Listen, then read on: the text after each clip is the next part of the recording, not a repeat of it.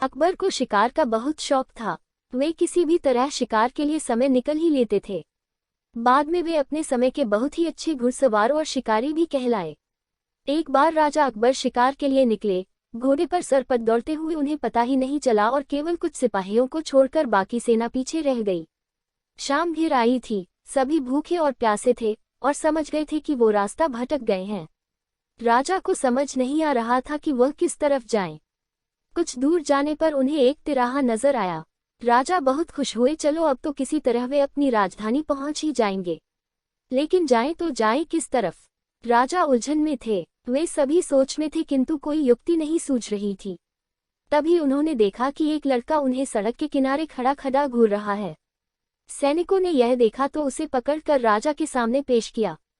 राजा ने कड़कती आवाज में पूछा, ए लड़के, आगरा के लिए कौन सी सड़क जाती है?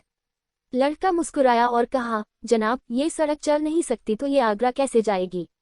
महाराज, जाना तो आपको ही पड़ेगा। और यह कहकर वह खिलखिलाकर हंस पड़ा। सभी सैनिक मौन खड़े थे, वे राजा के गुस्से से वाकिफ थे।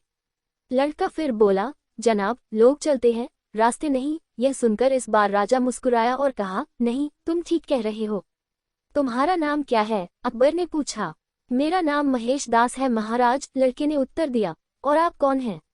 अकबर ने अपनी अंगूठी निकालकर महेश दास को देते हुए कहा, तुम महाराजा अकबर हिंदुस्तान के सम्राट से बात कर रहे हो। मुझे निडर लोग पसंद हैं। तुम मेरे दरबार में आना और मुझे ये अंगूठी दिखाना। ये अंगूठी देखकर मैं तुम्हें पहचान लूंगा। अब तुम मुझे बताओ कि मैं किस रास्ते पर चलूं ताकि मैं आगरा पहुंच जाऊं। महेश दास ने सिर झुकाकर आगरा का रास्ता बताया और जाते हुए हिंदुस्तान के सम्राट को देखता रहा। इस तरह अकबर भविष्य के बीरबल से मिले।